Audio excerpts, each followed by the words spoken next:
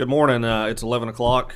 Want to welcome everyone to the third meeting of the House Standing Committee on Banking and Insurance. We do have four bills in front of us to consider this morning, so I want to get started as promptly as possible. At this time, I would ask the clerk to please call the roll. Representative Bentley, Representative Fisher, Representative Flannery. Present. Annex office. Thank you. Representative Frazier Gordon. Present. Representative Gooch. Representative Hatton. Representative Kirk McCormick. Present in the room. Representative Koenig. Representative Kulkarni. Present from my annex office. Thank you. Representative Lockett.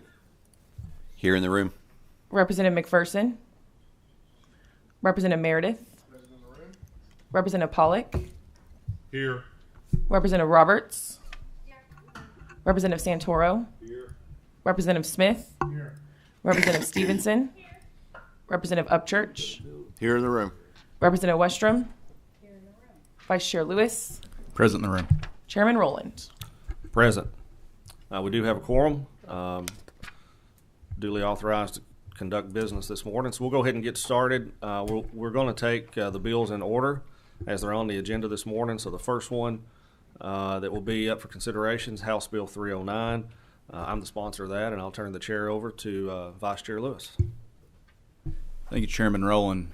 Chairman Rowland, please present to the table. We have House Bill 309 up first. Introduce yourself and your guest, and please proceed.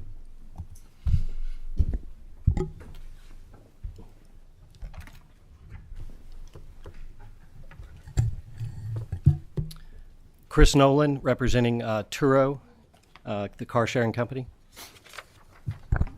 Representative Bart Rowland, 21st House District. Thank you, Mr. Chairman, members of the committee. We do have a committee sub. If we could get a motion and a Motion on the bill. Second. Please proceed. So we are considering the committee sub now. House Bill 309 is the peer-to-peer car sharing bill. It's an NCOIL model act that I was sponsor of, I guess, 2 years ago at NCOIL. Last year we did a technical amendment to that one as well. The act of peer-to-peer car sharing, for those of you that don't know, is similar to a rental car transaction, except private individuals are putting their cars or their vehicles on the platform to be rented to others. Likewise, Representative Gooch, if you decided to go overseas for a 2-week vacation and you wanted to leave your vehicle at the Louisville airport, you could put it on this platform. It could be rented out to someone else while you're gone. You could receive revenue from that. Likewise, you could rent someone's vehicle, personal vehicle, that is on the platform. I will let Chris Nolan get into as much detail as he wants to about the bill, and then we'll be glad to answer any questions. Thank you, Mr. Chairman. Everybody kind of, if you think back on it, when Airbnbs and the VRBOs started years ago, we all thought, wow, that's crazy. I'm not letting anybody into my house to stay, any stranger. And then that transformed into Uber and Lyft. When that first started, everybody said, are you crazy? I'm not getting in some stranger's car and letting them drive me around. I don't know who they are. And now all that is commonplace. And kind of the next iteration of new economy type stuff is peer-to-peer car sharing. Where you have a car that you're not using and you want to earn some money off of it, you can place it on a platform, as the chairman explained, and let somebody else use it, much like a car rental. But it operates much different than car rentals do. There's just a platform that's on your app, and it's the platform that connects a car owner with a car driver. And in order to exchange the car keys and let somebody else use your car, you set the price. And this bill before us sets the insurance and consumer protection framework for that transaction. So obviously, if you're going to use your personal car for a commercial purpose, like putting it on the platform for use to make revenue off of, your personal insurance policy will probably exclude that from coverages. So this legislation sets up the framework to make sure state minimums are carried through the process so that the car driver has insurance throughout the whole transaction. And the platform itself, in this case, Turo, is the most common platform out there. They maintain an insurance policy on behalf of the car owner and the car driver. In any instance where there's a gap in coverage, they pick it up. The committee sub that you have before you makes only one small change, I believe, dealing with priority, which is on the bottom of page 5. It is the paragraph 2 is a new inclusion into the bill as filed, just paragraph 2, that sets a priority of coverages. After many discussions with a lot of interested parties, that priority of coverage was added into the bill. That's not part of the INCOIL model, and it's something that the insurance industry and the car sharing companies weren't supportive of putting it in, but understand the need for it in Kentucky, and we want to see the whole bill be successful. So this is a provision that was added in that we definitely don't think causes any harm to the legislation. Motion on the bill.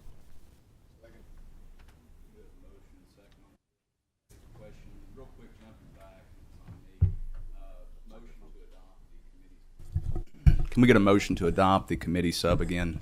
Motion on the bill. All in favor? All right, good deal. We do have a question from Representative Lockett. I just have a quick question. Thank you, Mr. Chairman. Do you foresee any of these actions that are in the bill in establishing regulations for peer-to-peer that would increase any type of auto insurance, either across the board or for individuals? No, at this point in time, most policies will probably exclude coverages for this, which is why the platforms policy will then cover it.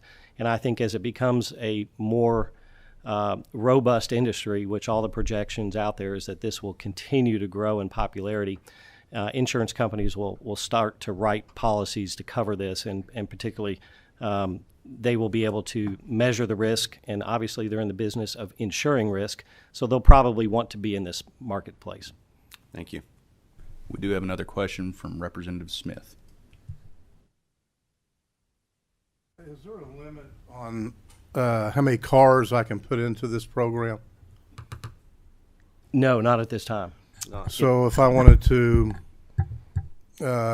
start off with 25 cars, I start off 25 and just start renting them, start putting them out for rental. Could you tell me then what the parallel is from our rental companies in Kentucky to what this company being set up?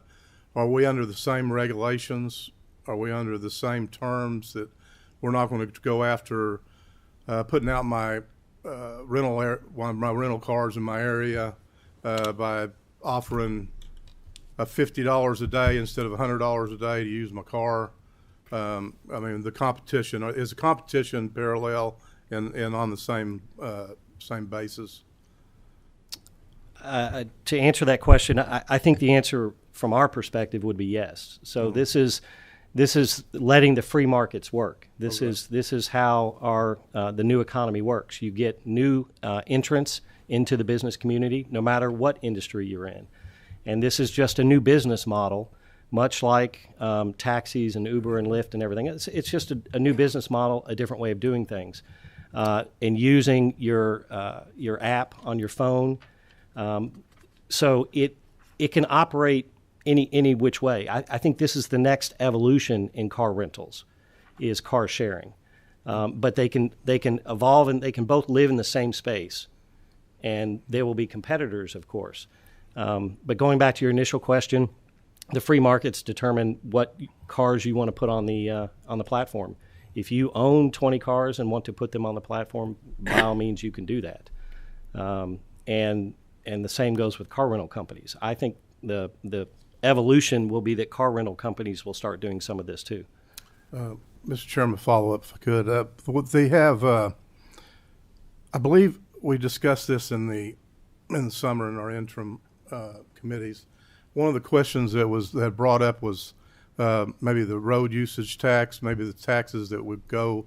We find ourselves each year getting further and further away from taxation for our road programs, electric cars, all these things. We keep getting further away.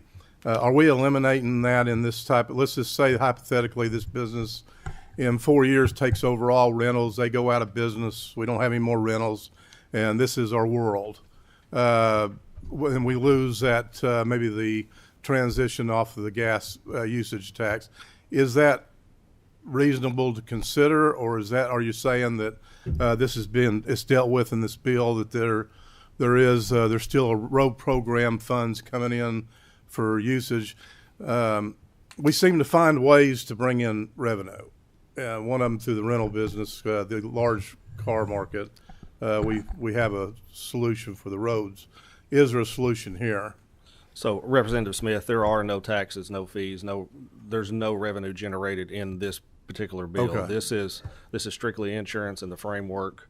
There are more discussions going on in the A&R committee with leadership in the House about revenue off of peer-to-peer car sharing companies, rental car companies, Uber and Lyft. I don't know that the state's getting their share or any share off of Uber and Lyft right now. So that is an ongoing discussion and something that everybody's well aware of. Mr. Chairman, I wasn't trying to blend that. I was just remembering the conversation that we had on it before, and I was just trying to follow. I appreciate the time.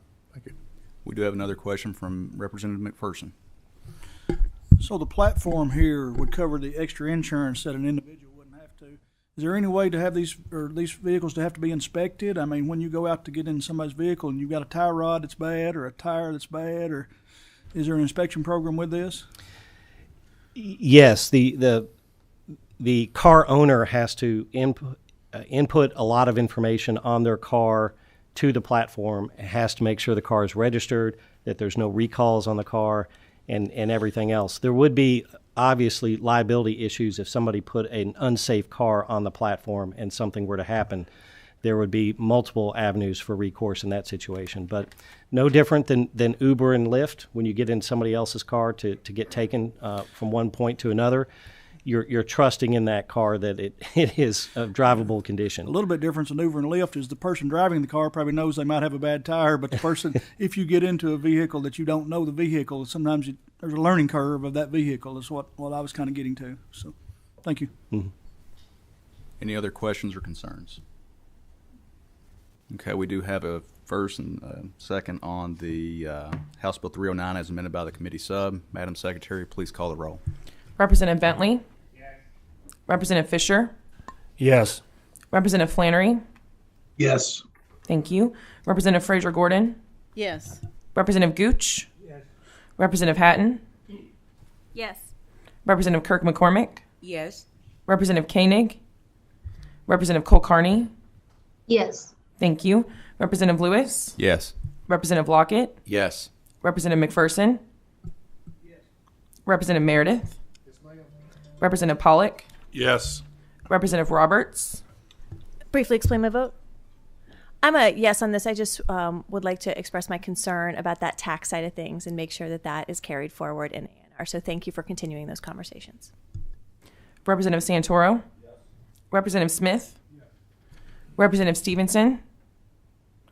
Representative Upchurch? Yes. Representative Westrom? Yes. Chairman Rowland? Yes.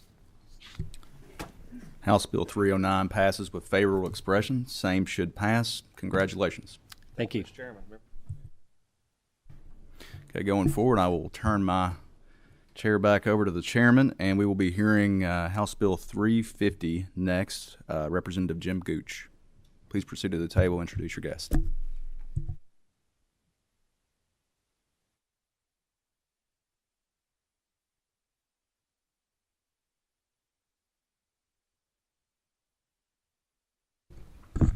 Thank you, Chair Lewis. Representative Gooch, anytime you're ready, please introduce yourself. And I believe we also have the Department of Insurance on Zoom this morning. I see them. I see them in their boardroom right now. So go ahead, Representative Gooch, and you may proceed. Okay. I'm Representative Jim Gooch, and I'm carrying a House Bill 350. This is an NAIC accreditation bill. It's necessary that the department do this every year to make sure that insurance companies that are domiciled in Kentucky can operate, I guess, in other states without having to do jump through a lot of other hoops or whatever. So I would ask the commissioner or whoever's online if they want to say anything. But all right, very good. We have a motion and a second. Commissioner or Abigail, your staff, if you're online, you want to make a few quick comments about this year's accreditation bill, feel free to do so. Yes, thank you, Mr. Chairman. And with me in the department, I have Sean Orm, Abigail Gall, and Russ Coy. And I want to thank Representative Gooch for carrying this bill. And yes, it is accreditation language that we need to adopt to make sure that we maintain that accreditation. And as Representative Gooch said, this gives us the authority to take action against our domiciled insurance companies. And more importantly, it gives faith all the other states that we have the statutes in place and the expertise to maintain that accreditation. Thank you, Commissioner. Any questions, comments from committee members?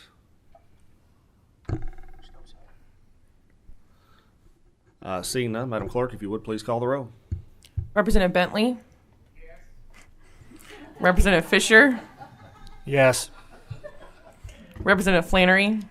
Yes. Thank you. Representative Fraser Gordon? Yes. Representative Gooch? Yes.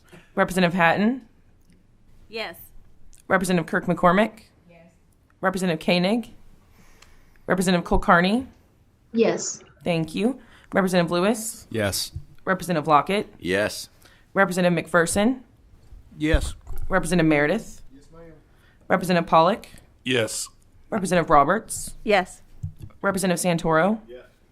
Representative Smith? Yes. Representative Stevenson? Yes. Representative Upchurch? Yes. Representative Westrom? Yes. Chairman Rowland?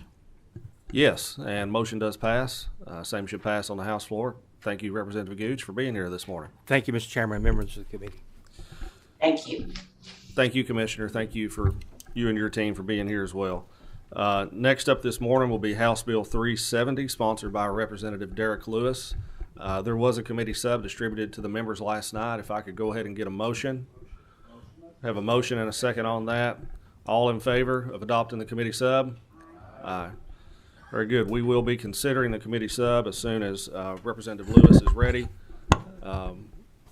Representative Lewis, whenever you're ready, you can introduce yourself and your guest at the table, and you may proceed. Thank you, Mr. Chairman, members of the committee. I am State Representative Derek Lewis, representing the 90th District, Clay, Leslie, and Laurel County. I'll let my guests introduce themselves. I'm Richard Whitehouse, Executive Director of the Kentucky Dental Association.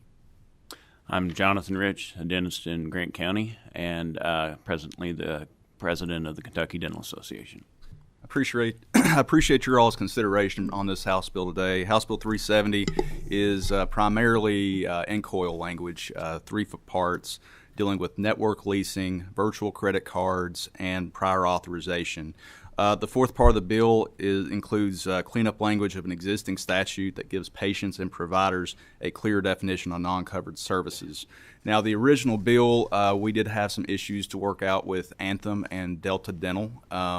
On that bill, we took out we worked on some prior authorization language with Anthem, and we still might have a floor amendment on the floor to clean up some language.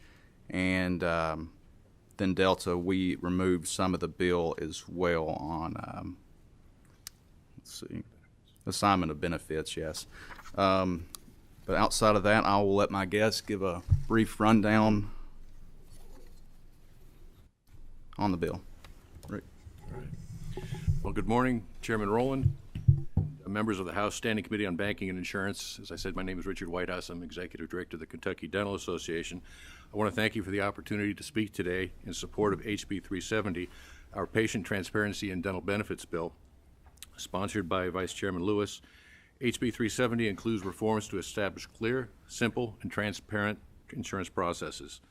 The National Council of Insurance Legislators adopted the NCOIL Transparency and Dental Benefits Contracting Model Act in December of 2022, with 3 reforms included in this bill: network leasing, virtual credit cards, and prior authorization. These components will help patients better understand the dental coverage they have and help improve oral health by maximizing the impact of these benefits. In addition, patients and providers need a clearer definition of non-covered services, which HB 370 seeks to address. I would note, as has been said, that we have withdrawn language that we discussed with many of you regarding assignment of benefits at this time. The first component that I want to talk about briefly is network leasing. Insurance companies can sell or lease dentists off to different insurance networks without the dentist's knowledge, significantly impacting the insurance benefits available to their patients. This erodes patient-dentist trust, which can lead to assumptions in treatment plans and costs based on false understanding of patient coverage. In a typical insurance network arrangement, dentists are fully engaged as they choose to join a network, allowing dentists to understand and discuss the terms of their agreement with patients as needed. In states that allow network leasing to proceed with inadequate protection, the insurance network may transfer the rights to a dentist contract to another insurance company without the dentist's knowledge. As a result, dentists may not be able to adequately advise patients regarding financial planning around dental services. HB 370 would permit a contracting entity to grant third-party access to a provider network contract or a provider's dental services or contractual discounts pursuant to a provider network only if certain requirements are met. The next component of our bill is prior authorization. To the typical patient, an insurer's authorization means, barring any unusual circumstances, payment for services authorized prior to treatment will be made by the benefit carrier. Unfortunately, an emerging trend among payers has been to deny a claim for a service that was authorized by a benefit carrier. Patients and their dentists rely upon this promise to pay and are caught off guard when payment is denied. In submitting an authorization request, dentists are making a good faith effort to explain the treatment plan to insurers, or so insurers may determine prior to the service if the plan raises any concerns with regard to payment. Once authorization is established, patients and dentists feel assured insurers' coverage will be delivered. When that promise to pay is altered after care is delivered, patients and doctors are left in an unexpected financial bind. HB 370 seeks to prohibit dental carriers from denying, revoking, limiting, conditioning, or otherwise restricting pre-approved dental care claims or claims approved in prior authorizations. The intent of this legislation is to ensure carriers honor their commitment provided in prior authorizations absent extenuating circumstances. Motion on the bill. Motion on the bill. We have a motion and a second. Would you like to proceed or see if we have any questions? See if we have any questions, Chairman. All right. Any questions or comments from committee members? Representative Stevenson. Hey, can you just go into a little bit more detail about what pulled out from the committee sub? Sure. Oh, I'm sorry. Go ahead. Sure. So I'll touch on a few things. Committee subs to change some language on page 5, lines 19 at 20 at the request of Anthem, which says that in accordance with the dental benefit plan, the service is not covered because it is A, not considered medically necessary, or B, does not meet any terms or conditions for coverage that were in effect at the time the prior authorization was issued. We also deleted the assignment of benefits language that was in Section 5 of the original bill that was requested by Delta Dental. Deletes what was Section 7 under the original bill, which applied to all health insurers. That was under 17A, so this is only 17C. And then the committee substitute deletes Section 9 under the original bill, which was the prior authorization conforming amendment. There was also one other change we made. Page 3, line 21 through 22 states that the insurer must keep a list of all third parties in existence and a list on its internet website. There was some concern on the timing, and so we went with every 60 days updating their website instead of 90 days. Those are the main changes. Thank you. Any other questions, comments from committee members? Seeing none, we will proceed to vote. Representative Bentley? Representative Fisher? Yes. Representative Flannery? Yes. Thank you. Representative Frazier Gordon? Yes. Representative Gooch? Yes. Representative Hatton? Yes. Representative Kirk McCormick? Yes. Representative Koenig? Representative Kulkarni? Yes. Thank you. Representative Lewis? Yes. Representative Lockett? Yes. Representative McPherson? Yes. Representative Meredith? Yes, ma'am. Representative Pollock? Yes, ma'am. Representative Roberts? Yes. Representative Santoro? Yes. Representative Smith? Representative Stevenson? Yes. Representative Upchurch? Yes. Representative Westrom? Yes. Chairman Rowland? Yes. House Bill 370 with committee substitute does pass. Congratulations. Thank you all for being here today. Thank you, Mr. Chairman, members of the committee. Thank you.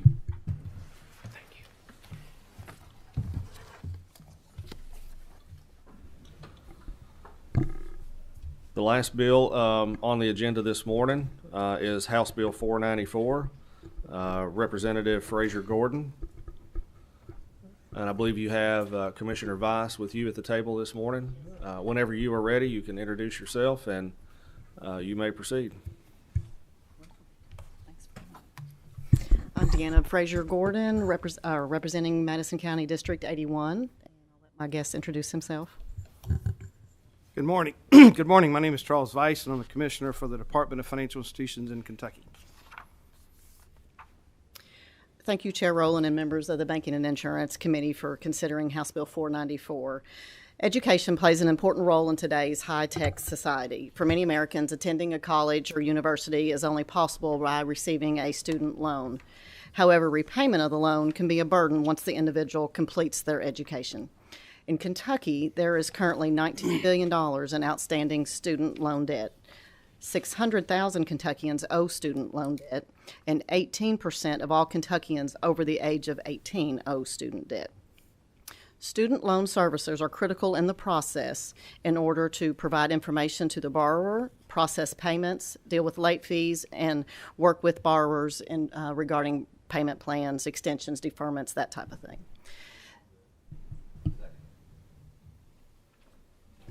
We do have a motion and a second. Looks like we are going to have a question or two. Commissioner, since you took the time to be here, do you want to add just a few comments to the bill? And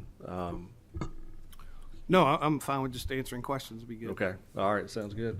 Representative Hatton, you're a pro. You've been here several times. I'm going to assume you were talking about me. Of course. Just a question.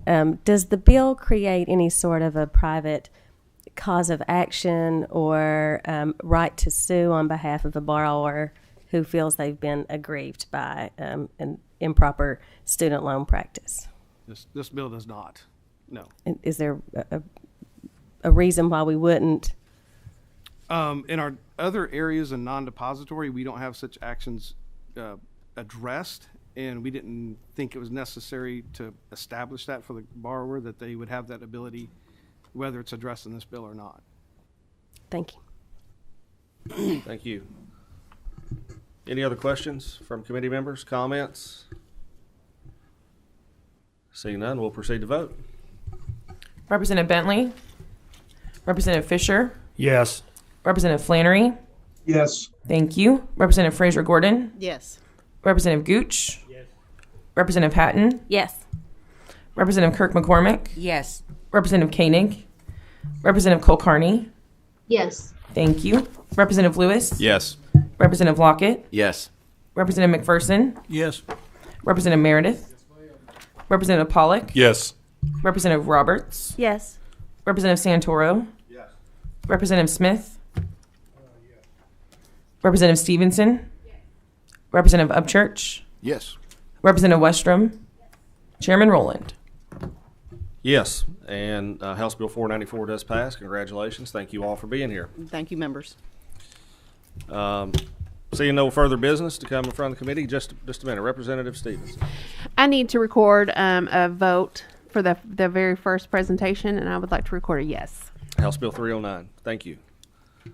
Seeing no other business come before the committee, I'll entertain a motion. We have a motion and a second. All in favor?